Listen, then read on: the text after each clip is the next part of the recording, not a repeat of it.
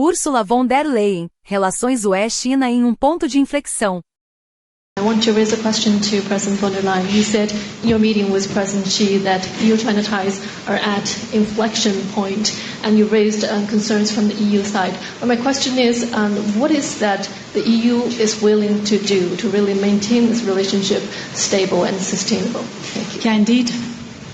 I used the term that we are at an inflection point. It is an important relationship that we have.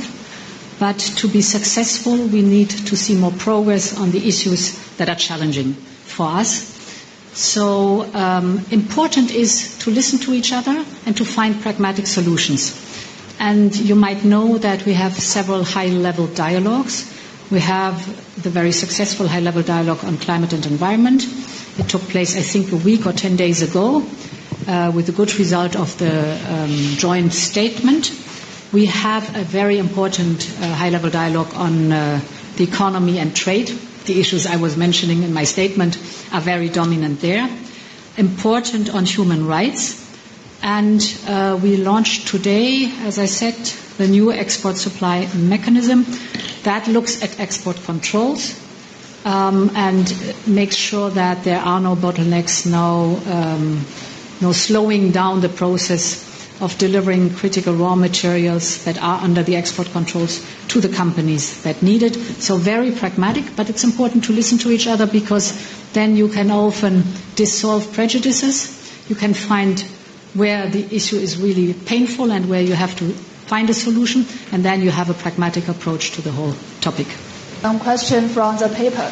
And we all know that there are many differences between China and the EU. We have different social system, different culture and history, and also we have some different views on some bilateral and international issues. So my question is, as we mark our 50th anniversary, how can we keep this divergence from our cooperation and communication in the future?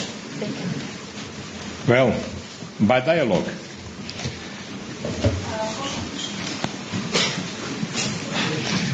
First of all, we respect, of course, the difference of the systems, but by dialogue is the only way to ensure mutual understanding, to identify problems, and to address these problems to find solutions, and also to work together in spite of this difference in the matters that we need to work together because they are global challenges and the world needs a close cooperation between the European Union and China. And that's the reason because we are here. We have been here doing this along of this day, working with President Xi, working with Prime Minister Li, and now I think we have a clear work to develop together. Yeah, indeed. This is a relationship that is as important as it is complex, without any question, and therefore openness, frankness, mutual understanding, so listening to each other must be the foundation of our discourse, our dialogue. And I think the summit delivered exactly on that one. We have very frankly and openly raised our concerns, very clearly, very direct. You know, the trade and investment and geopolitical issues that we mentioned. We have partially identified solutions. I mentioned the mechanism if there are bottlenecks in the export controls, that we have a swift solution for that one, for example. And of course, we also recognize that we have shared challenges or concerns where together we can make a big difference. And this is, for example, the fight against climate change or protecting the environment, but also humanitarian needs, development aid, and topics like this. So it was full of different topics, was a day, but very constructive and very pragmatic. Thank you. I would like to know on Ukraine, the topic of Ukraine. So, I mean, we come from some tough weeks in this respect, with reports published on Wang Yi expressing in his visit to the EU this idea of China not interested in the end of the war. and of course the recent sanctions package. And you've expressed that you told the Chinese side your concerns. I would like to know, did you receive any new commitments from the Chinese side, or did they reckon anything new? Did they understand your points? Thank you. But first of all, we share with China two important points. First of all, the European Union and China, we uphold the United Nations Charter, and namely the values of sovereignty, territorial integrity, and respect of the international recognized borders. And several times China expressed the same position about this war in the United Nations, and recently voted the resolution presented by several member states of the European Union in the General Assembly. Second, we expressed the same wish to reach a just and lasting peace as soon as possible. And we had the opportunity to express, first, our conviction that China, as a permanent member of the Security Council, has a special responsibility to influence Russia to stop this war, to accept an unconditional ceasefire, and to go to a fair negotiation with Ukraine. And of course, we also stress that in war times, dual-use goods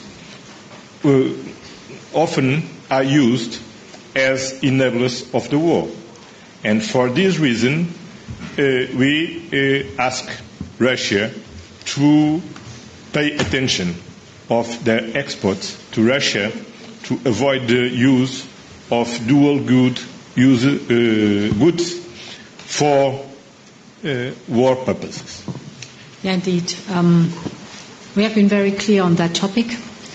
China has an influence on Russia, like the European Union has an influence on Ukraine, and that it is our expectation that China uses this influence to make sure that Russia is coming seriously to the negotiation table.